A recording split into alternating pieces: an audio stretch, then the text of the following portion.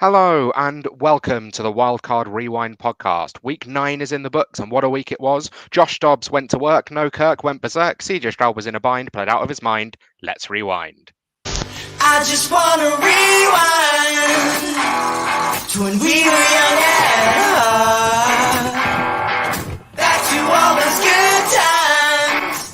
Take me back to the start.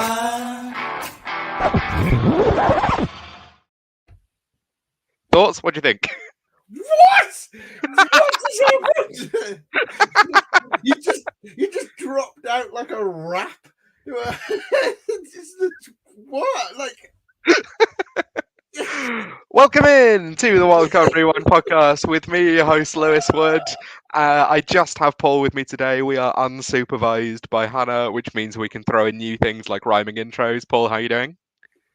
Amazing. I was having a great day, and that has just made my day so much better. So much better. I'm just looking at this at the show sheet now. You could tell you're a writer.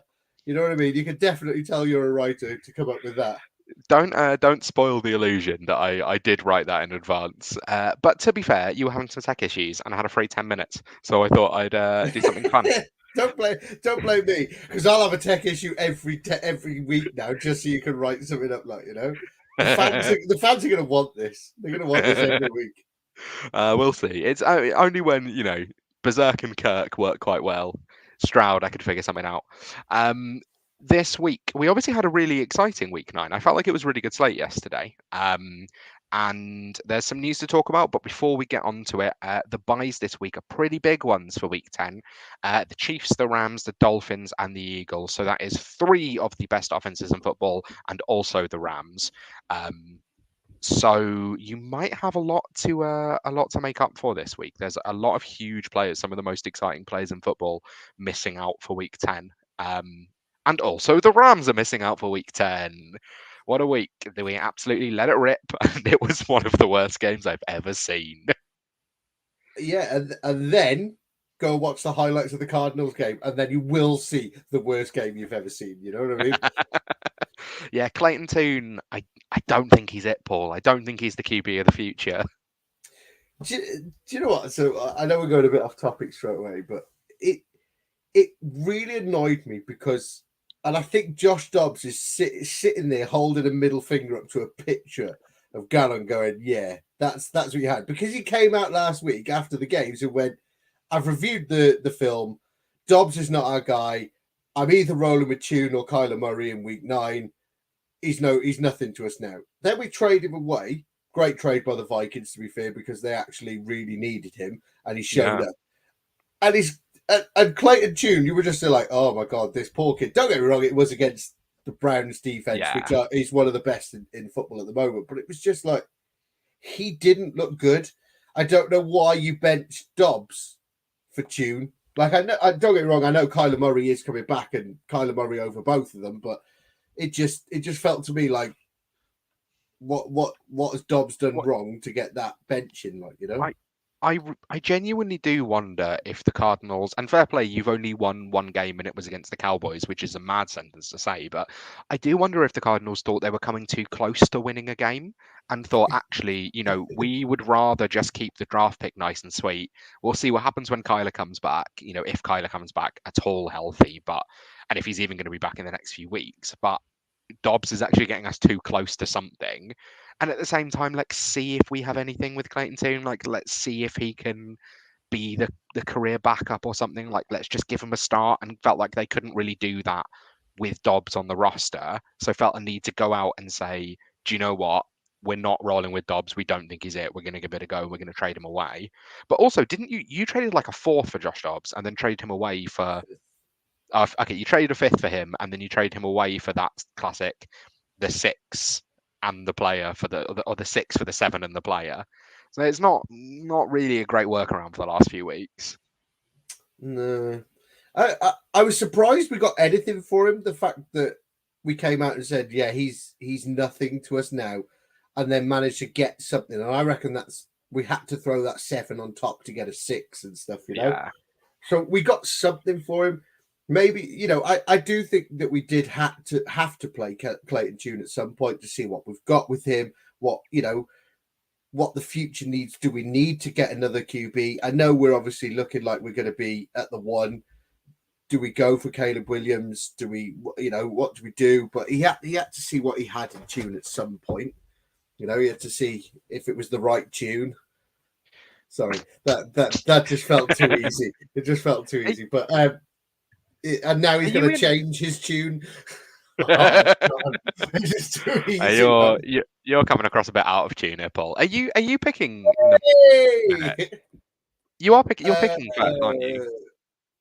I believe so. Yeah, because we played one more game than the Panthers. Yeah, so, you've lost an extra game. Yeah, because Panthers have had their bye at the moment. So I think at the moment we do stand to have the 101.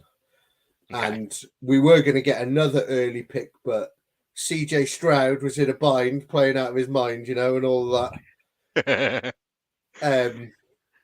But yeah, so I don't know. I don't know. I think Josh Dobbs has done really well this week. I think he's fair play to him. He was benched by the Cardinals, then traded to the Vikings, and then the Vikings quarterback doesn't know how to avoid a hit, gets knocked out, and then Josh Dobbs comes in and runs riot, and like you could see him like learning the cadences on the sideline. Like apparently in the huddle, they're like teaching him the plays before he goes and then runs them. If you're a Falcons fan, you have to feel terrible about that game. Like I know the storyline of Josh Dobbs is incredible, but you should not be an NFL team losing to a quarterback who doesn't even slightly know how to run the offense. He's been there 2 days. I was going to say he got traded Tuesday, wasn't it? So it's Tuesday. Yeah. And I can't imagine he was in Minnesota on Tuesday. He maybe came Wednesday. And then he's probably spent Wednesday, Thursday. Were they at home or were they in Atlanta? I think it was a home game. So if they're at home, he probably say he got there Wednesday. That's Wednesday night in a hotel, Thursday night in a hotel, Friday night in a hotel, Saturday night in a hotel, because he hasn't sorted a house out or anything like that yet. Yeah. So he's probably spent 4 nights in a hotel. He's gone from Arizona to Minnesota. He doesn't know anything, doesn't know any of the guys, maybe met some of them before, doesn't know the playbook or anything. And then was it the first quarter or was it the second quarter? I can't remember when. Oh, it was like 5 minutes into the first quarter. Like it was crazy quick. And then it was like, yeah, Josh Dobbs, you're going in, mate, And it was like, it's insane. And he rushed for a touchdown as well, which I think was crazy. Just like the cherry on top, wasn't it, really? Crazy. I do think this is going to be the sort of thing that I think someone's going to talk themselves into giving him a starting job next year, and then he won't be very good. And I think he's in that weird position where I think he's like, I think there's a caliber of quarterback that's like the 25th, the 40th best, that every time they're a backup, people want them to start. And every time people start, people want them to be a backup. Like talking like the Gardner Minshew range, the Jameis range. That was literally the first guy that came into my head, Gardner Minshew. He starts and everyone's like, well, this guy ain't that bad. Yeah. And then when he gets a starting role, he's awful, Yeah. And I think that's what Josh Dobbs is going to be. Yeah, Sam Howell, Desmond Ridder, Taylor Heineke. I think that's what it's going to be. But let's carry on with the big news of the week. There are a few big injuries this week, none with a huge amount of fancy implications. But just to talk them through, Daniel Jones, we've received confirmation now that he did tear his ACL. That's a season-ending injury for him. Poor guy. Just getting back from a neck injury and immediately tearing your ACL, like that's awful. But to be fair to him, the second year of his contract is fully guaranteed. He should hopefully, with the recovery timeline, be back by training camp next year. The interesting question is whether or not he's starting in training camp next year, with the Giants now rolling with it's not Tyrod Taylor, it's Tommy DeVito probably for the rest of the season. Danny DeVito. Danny's cousin, But rolling with him in the rest of the season, like the Giants could end up making a play for that first overall pick. They could definitely be in conversation for a rookie quarterback. So the interesting thing for me with Daniel Jones is whether or not he's even the starter week 1.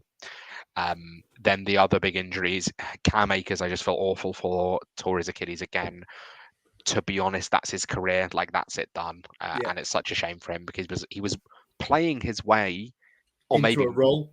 Yeah, maybe Matson was playing his way out of it, but Cam Akers for sure was playing his way into a role there. But 2 Achilles tears, that's it for a running back. And then the other one, Dallas Goedert, could be an IR candidate for the Eagles after a forearm injury.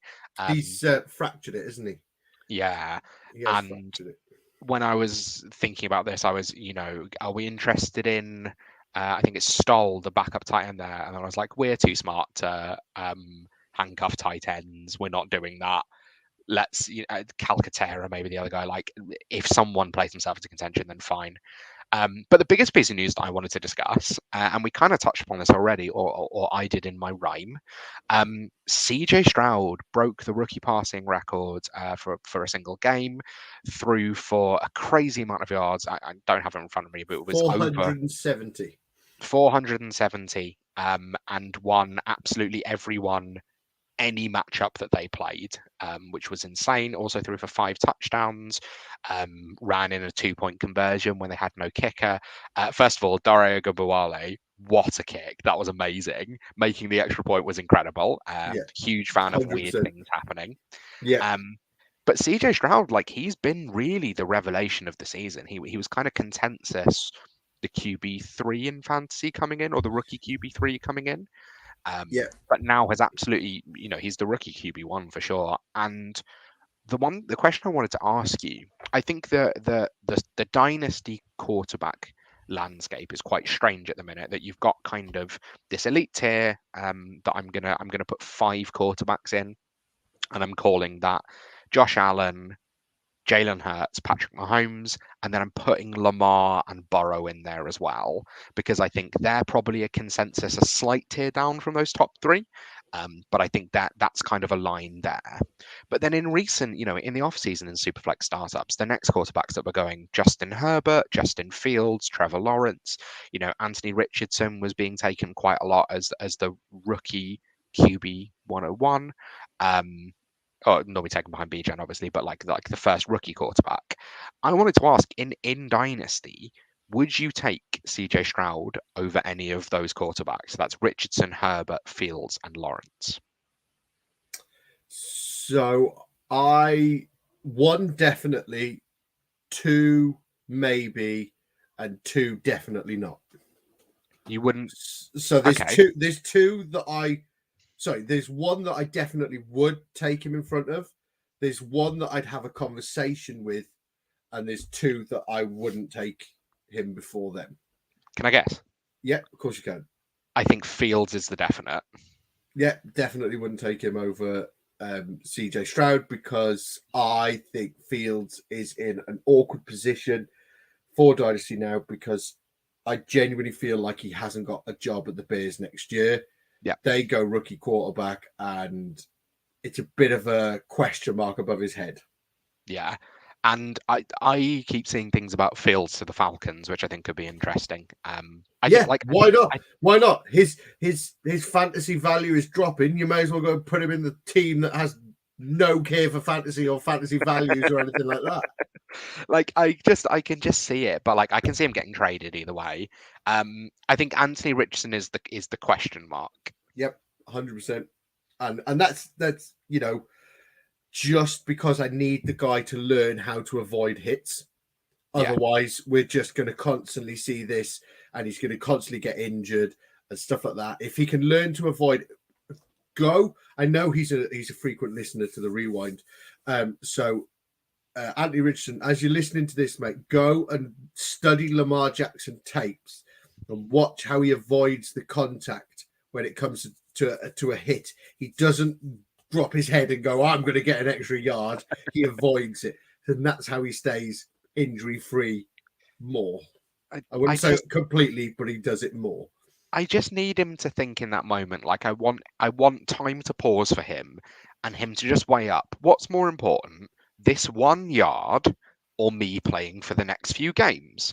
And when he realizes it's the future, just go down, just slide. It's fine. It'll be all right. Like, yeah, I think he's got that rookie fever a little bit at the moment, and he's like, an extra yard, an extra yard, an extra yard, and he wants to do it for his team, and I respect him for it. But I just need to see him. And this is we're splitting hairs here. You know what I mean? Yeah. We are talking about like top 10 QBs and everything like that. So he's, I don't say, I'm not sitting here saying, oh, I take Andy Richardson shit or anything. I just need to see him now stay healthy, avoid hits, and I'll be all in on him. But you've worked. Go on. I can say Richardson is always going to have an upside, both an upside and a flaw that Stroud isn't really going to. And I know we're saying this off the back of him breaking a passing record, but like with Stroud, it's just that Konami card thing, right? Like with Richardson's rushing upside, he just has a flaw and a potential ceiling that Stroud doesn't. But Stroud is going to be in the league for longer, and we know is going to be less likely to get injured. So I think that's why it's definitely a conversation. But Herbert and Lawrence, I'm intrigued to see your thinking on them. Why you'd 100% take them over Stroud, because I do think it is a conversation, but I think I side with you on both. So Trevor Lawrence was somebody I was a bit lower than consensus on, but actually watching this year, I feel like he's taken a real step forward, and we're really starting to see that elite talent that we know he can be. He came out of college and they were saying he's like the highest rated quarterback since Andrew Luck and everything like this. And we're starting to see that now. He's started to get into that role and that rhythm, and he's really taken that Jags team to a new level, And let's be honest about Justin Herbert now, okay? 2 years ago, was it 2 years ago or like 18 months ago, people were arguing whether Justin Herbert was a top 3 QB in Dynasty, okay? Yep. And then all of a sudden, because he didn't perform when he was injured the year before, and this year he struggled. Austin Eckler's missed time, Mike Williams has now gone out, Josh Palmer's gone out, and stuff like this, and he's still, he's struggling with team and injuries around him and injuries to the rest of the team and stuff like this, and he still performs every week and he does well. This was like I said, this was a guy that we were genuinely taking in the top 3 Dynasty QBs, and all of a sudden people are like, oh yeah, he's down to like 8th or 9th. So to me, he's not. To me, he is just, I probably put him 6th in that list. He'd probably be somebody that I would be in talking of whether I take him before or after Joe Burrow. Yeah, I think that's definitely. I think that the big thing is like you just have to see it for a little bit longer, and I think Stroud has played his way into being like a first round startup pick in a Superflex dynasty, but I think you just need it a little bit more. Like I know it's exciting, and I know that like now is the time to buy if you think he's going to elevate himself to kind of that top tier going forward. I just think it's a really interesting conversation in terms of kind of that balance of recency bias compared to like looking at the longer term picture. But we'll move on. The only other thing that I wanted to ask, we did quarterbacks and running backs last week that we were completely out on, and I wanted to finish it off with our wide receiver and tight end picks. Hannah, who obviously isn't here today, went for Jameson Williams and Chigakonkwo, which I think is interesting. 2 players that have been hyped up quite a lot over the last couple of years. Jameson Williams, little hint, is going to come up later on. Paul, who do you have that you're completely out on at the wide receiver and tight end position? So I feel like I should have changed him, but I'm not going to. I know he went off last night, but I'm not going to change him because I'm not that type of person. So the people that I'm out on is T. Higgins.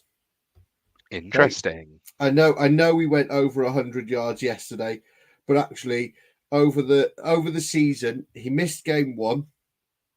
No, sorry, he didn't miss game 1. He was in game 1. He had 8 targets for no receptions. Week 2 he was wide receiver 3. Then he's done 83, 83, 79, and 41, and wide receiver 8 this week. Now, T. Higgins was somebody that everyone was super hyped on, and they're like, we want him. He was I'm not saying he was a top 3 draft pick or anything like that. Top 3 rounds. But he was somebody that you were getting in the 4th or 5th round, sort of in startup drafts and everything like that. And everyone's so in on him. And actually, if you took him as early as what I have and other people have, you're massively disappointed. And I know, if I'd have had this conversation with you a week ago, I don't think you'd have said to me, "Oh, that's so interesting." I think you'd have gone, "Yeah, I kind of see where you're coming Yeah. from," but because of the fact that last night he had 9 targets, 8 receptions, 110 yards. He had a good game, but actually, that we're probably talking. He's going to be somewhere near wide receiver 30 to 40 on the season, and Yeah. that's not somebody that you're happy with. You're really disappointed with the value that you paid to get him. I think this has been a really interesting season for those wide receiver 2 on their team who are priced like a wide receiver 1 in fantasy. So Devonta Smith and T. Higgins, and then even looking at like now like Puka Nakua or even like a Tyler Lockett.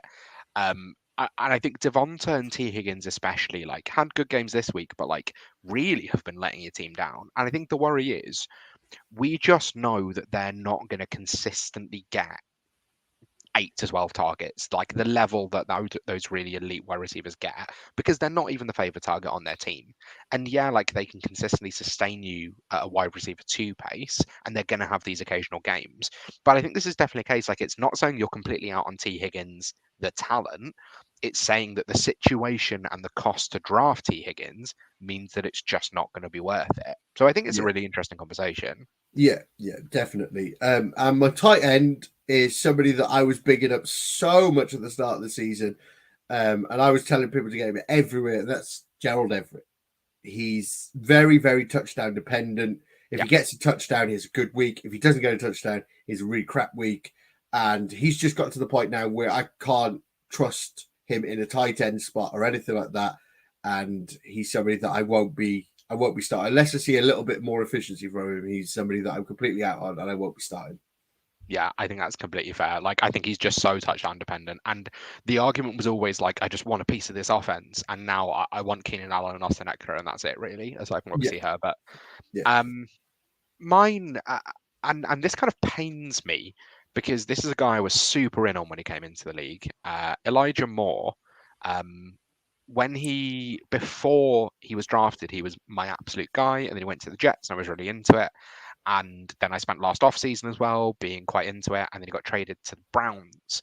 And you kind of looked and went, maybe, I don't know, Deshaun Watson's a better quarterback than Zach Wilson. Even though obviously he would have been with Rodgers this season, although he would have been with Wilson again. So you kind of thought, okay, maybe there's something. But he's just not seeing the targets, man, or he's not making anything of them. He has had one game where he's gone over 50 yards so far this year, and that includes a game early on where he had 9 receptions for 49 yards. The upside just isn't there. He's just not breaking it loose in the way that we thought he potentially could. I think you can just confidently drop him at this point in redraft. Like, it's not going to happen. This past week, he saw his lowest snap share of the season and his lowest target share of the season as well. Like, it's just not going to happen for him, man, which I'm sad about.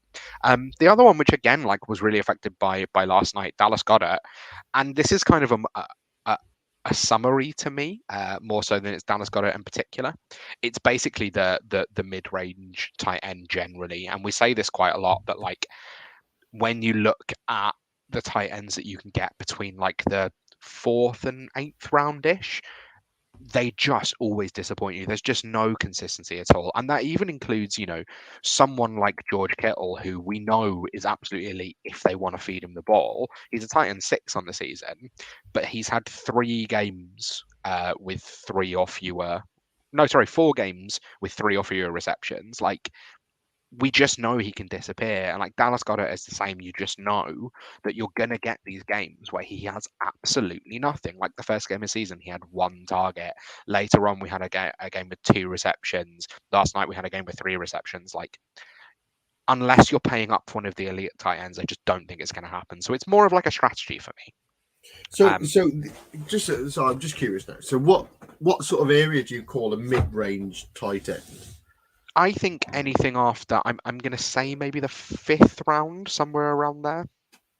Okay, so I'm looking at the current standings. So I'm just going to throw some names out. So at the moment, you got Kelsey, Hawkinson, Andrews, Laporta, Kmet, Kittle. That's sort of, apart from Kmet, you'd expect sort of them guys to be up there. But then once we go after Kittle, okay, these are the standings now according to Fantasy Pros. and this is the PPR ones. So you've got Ingram at 7, Goddard at 8, Taysom Hill at 9, Dalton Schultz at 10, Jonnu Smith at 11, Jake Ferguson at 12, Darren Waller at 13, Logan Thomas at 14, Kincaid at 15, Pitts at 16. And, I know I can't. Oh, well, I suppose I can see them here. So I'm looking at Kyle Pitts now. Kyle Pitts is on 76 points, and he's 16th. Taysom Hill is got 14 points more than him so far this season, and he's 9. And it's just, honestly, you could even go down to like 19, where there's only actually like 20 points separating them. Yeah. There's 10 tight ends in, they're separated by 20 points. And it's just such a shit show. You either get, to me, genuinely, you either get Kelsey or Andrews, Hawkinson this year to an extent, or you just wait and punt at the end. And if you'd waited and punted at the end, I know it's cherry picking, I know it's hindsight, but like you could have looked at someone like Laporta, you could have looked at someone like Schultz, who was just tight end 1 on the week. And I know that's really being kind of like, that's 2020 vision, hindsight's 2020, but like, to be fair, you probably could have got Jonnu Smith off waivers. Yeah. Yeah, and I mean? You'd rather him. Jake Ferguson, nobody was really looking at him and stuff like this. These are people that you could probably. Taysom Hill, I bet he wasn't even drafted in half the draft. So these are people that you can pick up on waiver wires, and you can do that. You can sort of like swap and change so easily. K Dotton at tight end 19. We've been saying his name now for weeks. He should already be on your team. Have we been saying this name, or have we been making fun of Hannah for saying this name? I know. And then the one time she doesn't say it, she's right. It's amazing, isn't it? Let's move on. We'll start with Rewind the Tape, which is our segment where we discuss things we've learned from the previous week that helped us as fantasy managers. I'll kick us off, which I think is quite an interesting one, which is sometimes I think we can overplay matchups, and I think we can look at good teams playing great teams and think both teams are going to rise to the occasion. And I think I like to look at so I think the Ravens are probably the best team in the NFL at the moment. And I think the Chiefs aren't far behind. And when you look at kind of the games that they're playing, you see them coming up against a great offense, or a good offense, and you think, I'll start players on both sides. That's going to be a shootout. Actually, good teams struggle when they meet great ones, and that's teams who are great on both sides of the ball. So, for example, starting a Seahawks stack was fine versus the Browns last week, but not versus the Ravens this week. The Lions have been great all season until they play the Ravens, and then suddenly it's not great. Like when you're playing that elite a team, it's not always going to work out. The Dolphins, I did just want to highlight this, they've not beaten a team with a winning record since week 3 of 2022, and every single player on the field underproduced this week, which we'll touch on a little later. I just think it's worth noting that you can be confident starting players on a good offense unless they're playing a great team, in which case I think you just have to worry about everyone. Even players you think are good and playing on good teams can struggle when they come up with great ones. Yeah, I love this. I really, really love this. And I love that stat of the Dolphins not beating the team. I didn't actually know that, and I love it. I think it's great. But you're right. How many people's teams now? There's a lot of I say there's a lot of people. There's people listening here that will be in that position where their team is flying. They're flying high and everything like this. And then you look at their team and they've had Tua, they've had Mostert, they've got A-Chan and all of this in their team. And you go, I can see why you're flying. And then you look at them this week. Now, I've seen it. So there's a league that I'm in, Scott Fishbowl. And I've seen it in one of them. One of the guys in there he's been flying every week, and he's been one of the top scorers every week and stuff like that. The Dolphins have had a down week, and all of a sudden he's sort of like middle of the bag. That he's still got a good team, and I'm not going to deny him that, but he's got a lot of Dolphins in there, and his team's really struggled this week. And that's they've come up against a great team, and they've struggled. Yeah, and I absolutely love this. I love to see that that the Dolphins are struggling, but I want to see the Chiefs struggle, so I can just take the piss out of Mags, you know. I'm going to say that's just so you can rag on Mags for it. Yeah, 100%, 100%. What's your learning from last week? So this is something that I did. I probably paid the price, but I started Saquon Barkley in the fantasy game day as my captain. I tried to do something a bit different, and it's also taught me that even though they keep dropping QBs, that there are players that are still relevant in these teams. Yeah. Now, the New York Giants did absolutely nothing yesterday. They did nothing. I think they put 6 points on the board. Daniel Jones went down. They started Danny DeVito came in and stuff like that. But actually, Saquon was still relevant. In a team that only put up 6 points, he's still relevant. Now, I'm not going to sit here and say every team that have had a quarterback go down, they've always had players that are relevant and stuff like this. But I tend to find a team that have a QB go down, the running back kind of gets a bit more of a workload. Yeah. And I don't know if that's the little dump offs or what, or whether they like to use the running back more. They don't trust him to throw or anything like that. So what I've learned and what people can learn is, do you know what? Even without a starting QB, there are players that will be relevant. There are players that will score points. Now, I tend to look at running backs more than anything else when it comes to QBs going down, but try not to literally straight away go, oh, they're without their starting QB, they're going to be horse shit. Look at the Vikings. You know, there were so many relevant players on the Vikings team, and they were starting the QB that they picked up 4 days ago. You know, and it's just trying to remember that players are still relevant even though the teams are affected with injuries.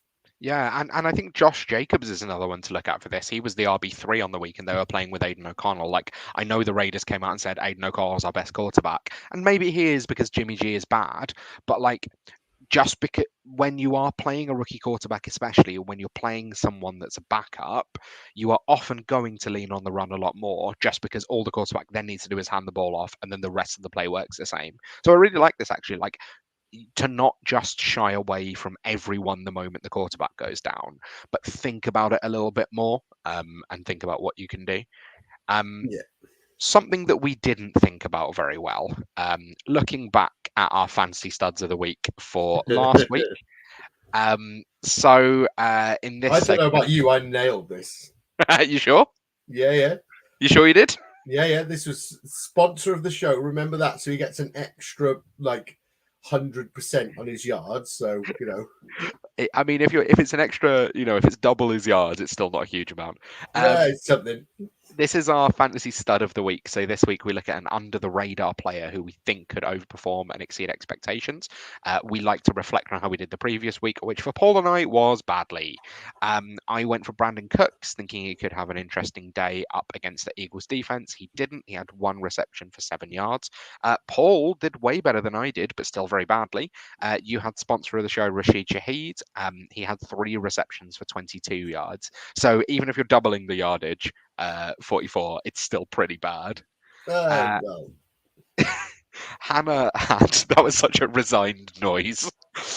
Hannah had the best performance out of the 3 of us. She went for Luke Musgrave, who going for a tight end I think is a smart thing here, because they only have to get a touchdown and then they're fine. So Luke Musgrave was tight end 7 on the week, with 3 receptions for 51 yards and a touchdown. But as we said already, Hannah did miss out on not going for Cade Otton, who was tight end 3 on the week with 2 touchdowns. And she went for Cade Otton twice in a row, decided to not, and here we are. But let's look forward to the week ahead. Paul, who are you going for looking into week 10? So I'm going for somebody, and I know if Hannah was here, she's probably going to criticize me for this, but I believe he's wide receiver 1 on the week. Yep. Tank Dell. Okay. Now, I think this is going to be a shootout, and this is the game that I'm probably most looking forward to next week. It is the Texans versus the Bengals, and I think this is going to be amazing because we've seen the Bengals. The Bengals like to throw the ball, and I just think this could potentially turn out to be a bit of a shootout. It's going to be good. I'm looking forward to it. And Tank Dell has just had his breakout game. That's it. Yeah. We're all aboard. Tank Dell starting this week. I'm not going to criticize it for you for it because I think you're nice and I like to be nice. I discovered in a league this week, in a dynasty league, that I had Tank Dell on my taxi squad and I didn't even realize. And it's fine because I was starting. I mean, fair play, he was wide receiver 1, so I would have wanted to start him. But I was starting like Cup, Diggs, Pickens. 2 of them underperformed. But in that rookie draft, I got Tank Dell at the 302. And Puka Nakua at the 407. What a rookie draft from me. Good job, Lewis. And I'm quite into it. What? Hang on. That is the most subtle brag ever. Oh, I found out this week that I've got Tank Dell on my taxi squad. Oh, I was starting Diggs, Pickens. Who else did you say on there? Like you're literally just dropping all these great names out, and then going, "Oh yeah, I also picked up Puka Nakua and Tank Dell in the 3rd and 4th round of this thing." Oh, next you're going to tell us that you got Jamar Gibbs and I did. Jackson Smith and Jigba. Was it Jackson Smith and Jigba? I did. Yeah, I did get. Yeah. I seen your message earlier in the Discord.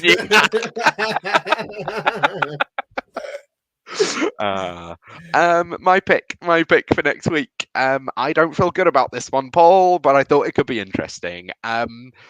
I am really intrigued by the Lions' offense and their lack of a wide receiver 2. Obviously, Amon-Ra has been absolutely elite, and Sam Laporta has really taken off this season in a way we don't expect for rookie tight ends. They just traded for Donovan Peoples-Jones, who is a relatively similar player in terms of being a deep threat to my pick, Jameson Williams. Who obviously has had a really tough start to his career in the NFL. He was the first wide receiver drafted a couple of years ago, but then took ages to come back off IR because of the injury, then was suspended for gambling, which is bad. Really hasn't looked right since he's come back, so I've been really interested. But the reason I'm going for him is because I think a wide receiver 2 needs to establish themselves. And I think if JMO is ever going to put it together, I think it needs to be quickly. The Chargers secondary, I think we'll see tonight. I'll be interested to see them up against the Jets. They're the 3rd worst team versus the wide receiver position, and they're giving up quite a lot of explosive plays as well.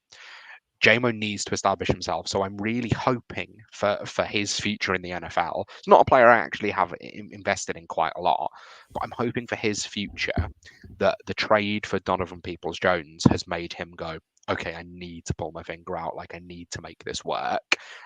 Otherwise, I think it could easily be make or break for him. Yeah. So, you're saying that your stud of the week is Jameson Williams? Yeah. Who Hannah has said she's the one player that she's completely out on this year. Yeah. Oh, see, like this is a clash of the Titans now. We're going to see who's right and who's wrong. You know what I mean? I'm just trying to see where he's currently set. So my Tank Dell pick, he's currently wide receiver 32 on the season. Okay. But I'm still scrolling, trying to find. Just to say, T. Higgins is currently wide receiver 52 on the season. Jesus. That's what we were talking about earlier. Let me have I can have a quick look on thingy on Sleeper. Good podcasting, Lewis. He's wide receiver 122. Jameson Williams. Right. You're right. He is. So far, he has 2.2 points, 13.3 points, and 3.6 points. It's not great. It's you heard it here, guys. Stud of the week, Jameson Williams, wide receiver 122. It's a deep dive, Lewis. I'll give you that one, mate. This is the thing, man. I very rarely get mine right because I really like going in on the. Don't turn this into that. It's a deep dive. I'm an analyst. It's deep cuts. Don't even try and come up with excuses already. Oh yeah, but at least mine was wide receiver 122. You know what I mean? I can't wait for next week. I'm excited. I was gonna make up a pick for Hannah because she's not let us know. She has. Oh, sorry. Okay. She has messaged me. Sorry, I'm glad you mentioned that. So good. Her stud of the week is Josh Reynolds. Is it actually? Genuinely, that is her stud of the week, Josh Reynolds. So she's gone for the exact same principle that I have. Oh, this will be interesting. Great. Let's move on to our fantasy scare of the week. This one, all three of us actually did really well.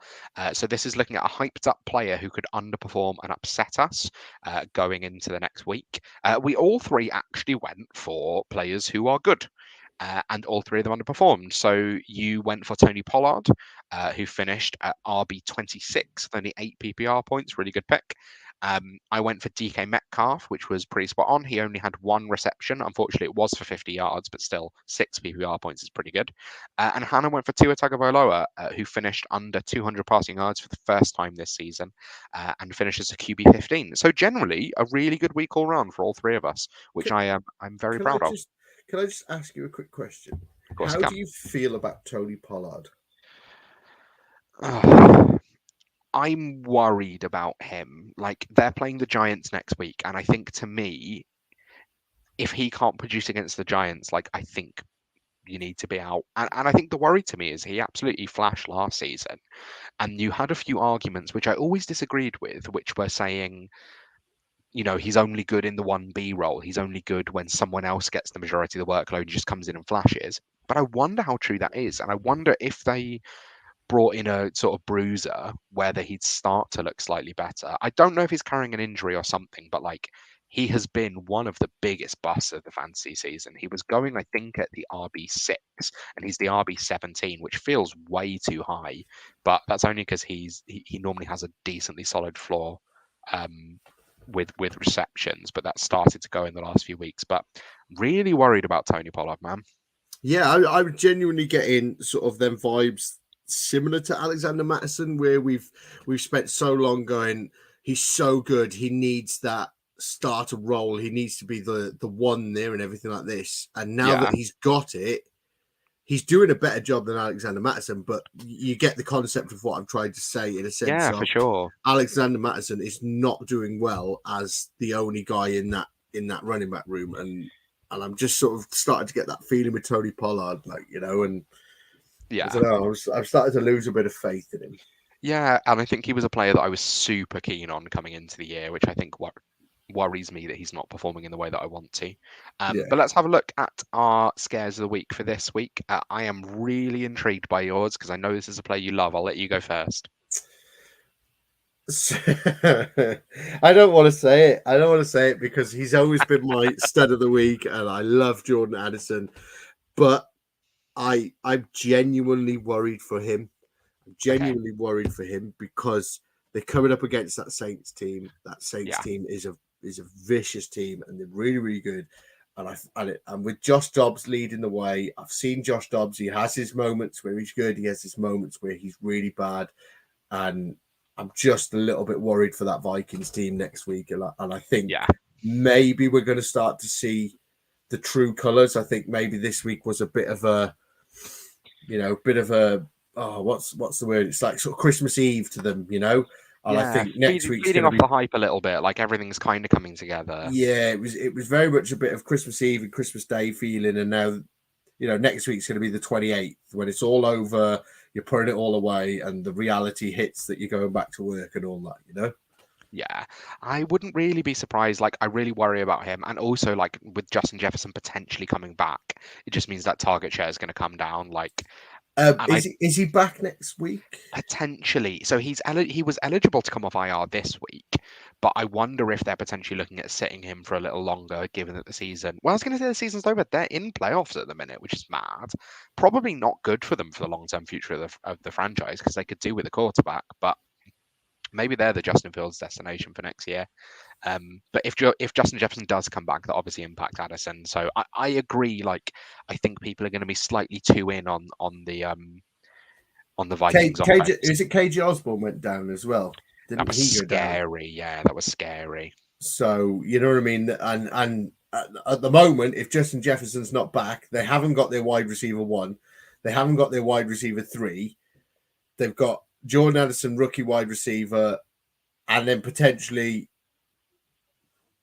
somebody else that, you know, Brandon Powell. Yeah, you know what I mean. So you've got these guys, and it's, I don't know. I'm just worried. I'm just worried for him. So Yeah, I can see it. I've gone for this week's RB1, which I think is quite an interesting one. So Rashad White really made his money off touchdowns this week. We sort of knew against the Texans that you would be able to run on them, but he actually only averaged 3.6 yards per carry. He made his money in touchdowns and receptions. Receptions, he's been making his money in that all year. But 76 yards this week was his most of the season so far.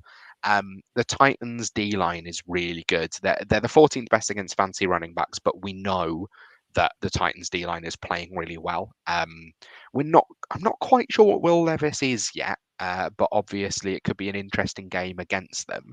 But if they are able to score quickly, as Will Levis was able to do in his first start, I wonder whether or not the Bucks might have to utilize Evans and Godwin a little more than Rashad White. And if he doesn't get a touchdown, he could be in trouble. The Bucks also just lost their star right tackle to what looked like a season-ending injury, or definitely like a stint on IR at least. So I think I just worry a little bit about Rashad White for this week, and I think it's interesting coming off being the RB1 overall at the time of recording anyway. But I just think like the touchdowns what influenced it, and I could see it not really working out so well for him this week. Yeah, it's hard to disagree with that one, to be honest. It's hard. I'm with you with that one. And I love the fact that you've gone for the RB1, Yeah. Because a lot of people like to do, he's the RB1. I'm definitely going to play him next week, It's chasing last week's points, isn't it? Which is never a smart thing to be Which doing. is what I've done with Tank Dell. You know what I mean? It did occur to me, but I'm glad you brought it up, not me. Yeah, yeah. Saves you bringing it up next week. Essentially.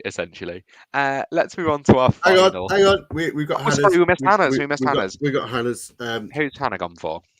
Hannah's gone for Devontae Adams. Oh, interesting.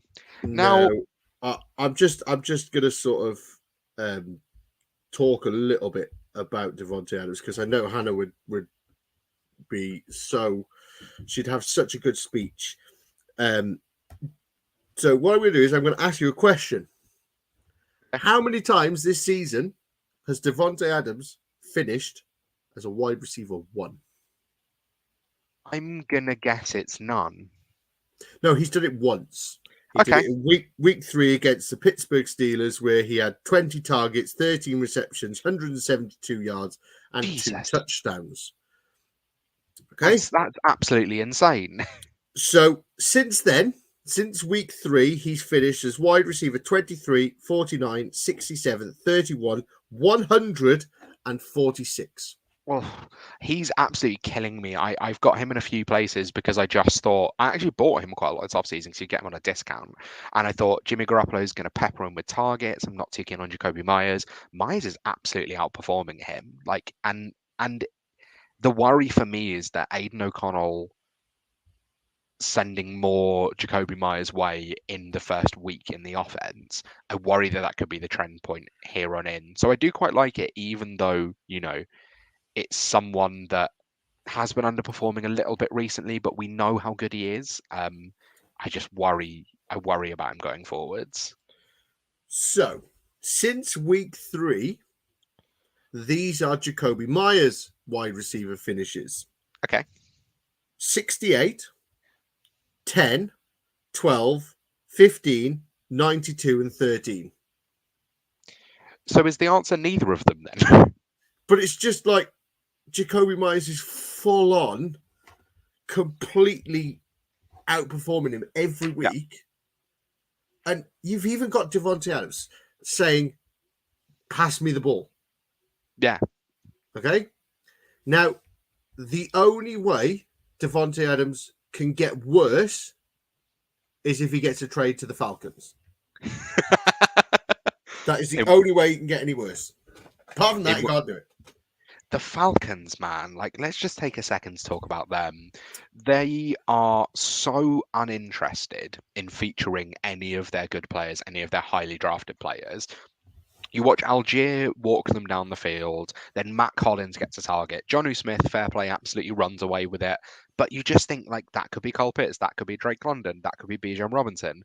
And the problem is they are now losing. Like it was fine when you were winning games with it. You could sort of justify, okay, he's taking it out on the fantasy football players, but I guess they're winning, so like I can see he can make an argument about it. But when you're losing, there's no argument to be made. Like I think Arthur Smith is not making it past the end of the season. So I've got a question for you. Okay, you are first and goal on the 1 yard line, and you're in charge of the Falcons. You've got 3 plays. Who do you put them 3 plays to on the 1 yard line? Bijan. All 3? I would consider giving him all 3. Yeah, me too. I'd maybe do him run 1, pass 1 to Pitts, and maybe run the other one. Okay. Yeah. So the Falcons are first and goal from the 1 yard line. They have a false start. Then it's a pass to Jonnu Smith. Then it's a rush to Jonnu Smith. And then it's a rush by Tyler Algier. And then it's a field goal. Like so Tyler Algier is better than we give him credit for, right? I'm not saying he's bad. But Bijan is generational. He's so good. You took him 8th overall. Man, I could. Oh, do you know what? I could really. I've got so much Bijan as well. I've got so much Bijan. Same, man. It's literally driving me mental. And I don't want to sit here and victory lap Kyle Pitts and go, oh, he's just, he's average and all of this and stuff like that. And I'm not going to do it. But man, he was a generational tight end. You took him. You've got Bijan. He is a generational running back. You took him. And somehow you go, I don't want to use him. Yeah, I'm gonna use Jonnu Smith, who we got for I think a 6 from the Patriots. I fancy that instead. I'm gonna use Tyler Algier, who was a 6th round pick last year. Like, and both Bill Belichick didn't want Jonnu Smith. Okay? Yeah, he wanted Hunter Henry instead. Like, and now Arthur Smith's like, I want Jonnu Smith. He's the best tight end on my team. And like both of them are performing well, right? Like Tyler Algier and Jonnu Smith have both been playing well. That's not the problem. The problem is that you spent this draft capital on these supposedly elite players, and then you have no interest in using them, and that's just mismanagement. Like, I don't want to sort of forgive the Giants for picking Saquon 2nd overall, because that was like just sort of unanimously an awful pick. But they picked him 2nd overall and then have featured him and run him into the ground, man. That's what you've got to do. If you're investing that high in a running back, you've got to then use them like you've invested in them. Let's move on to our wildcard of the week, because otherwise we can just we could be here for hours. Moan about the Falcons for the rest of it. So this, in our final segment, we give a hot take we think could happen this week. Last week we had a trade deadline special. It was very unlikely any of us were going to be correct. But given there weren't any interesting offensive trades, we all weren't. But this week, Paul, why don't you kick us off? What do you think could happen this week? I'm going to go with Hannah's. I'm going to kind of put mine and Hannah's together because we've kind of both gone for the same thing. So what she's gone for is Etienne has more rushing yards than Christian McCaffrey, which I love that, by the way. And I've gone for a Jags to triumph over the 49ers. Interesting. Heart over head again, Yeah, you just want it to happen, so you're calling for it. I want it to happen. I really do want it to happen, and I love to see the 49ers lose. 4 in a row. But I genuinely think that, everyone was saying their bye week's coming at the right time and everything like that. And I don't know. You're now coming up against the Jags. The Jags are coming off a bye week as well, and I just think they're going to be up for it. They're going to be ready for it. I wouldn't be surprised. And the Jags need to start piecing it together quickly. They've been good, but I don't feel like they've really dominated yet. And I think they have the pieces on that offense to do so. So I think they need to, with the Texans really starting piecing it together. The Titans are looking like they could be something. The Colts not so much. I think the Jags need to. So, this will be a really interesting time to face them. I think it's really going to be Chase Young has only just come over, but whether the Jags O-line can hold up against Nick Bosa and Chase Young, I think that's going to be the test for it. But I really hope that happens. You think if the Jags win, they go to 7-2, and the 49ers go to 5-4. Jesus. And that just, it's like music. It's like music to my ears. It's mad. It's mad. I hope it happens in the same way that I also hope that my wildcard of the week happens, which is that the Texans continue on their roll and beat the Bengals. I think this is going to be a really interesting matchup between. I actually can see some similarities between Stroud and Burrow, and I think that's a really interesting one as to whether or not they're both very accurate. They're both good out of structure, but best in structure. They're not hugely not mobile in terms of being a rushing threat. They're mobile enough to make stuff happen. But actually, I just think the Texans could continue on the hot streak and maybe take down the Bengals. And it would be good next week if we can talk with Hannah when she's back again with the Bengals having just lost. I think that's always a nice thing. If the Bengals can lose, given that you and I are never having any joy with our teams. So if the Bengals could start losing again, that would be the dream. Oh, wouldn't it just, it would bring me so much joy. So much, but then again, the Cardinals hold the Texans' first round pick, so go Bengals. Right, we'll end the show on that. We'll clip that up and send that to Hannah, see if she's kept listening all this way. Yeah, that's like the test that you gave me. Like, are we going to hear that Hannah's listened? Did she hear Paul's "Go Bengals" at the end of the show? But with that brings us to the end of our show for the week. Thank you so much for tuning in. Be sure to subscribe and follow us on X at Wildcard Rewind. Head on over to our YouTube channel, search for Fancy Wildcard Podcast Network, and make sure you give us a subscribe. And we will see you next week where we are reviewing Week 10. Thanks so much and goodbye.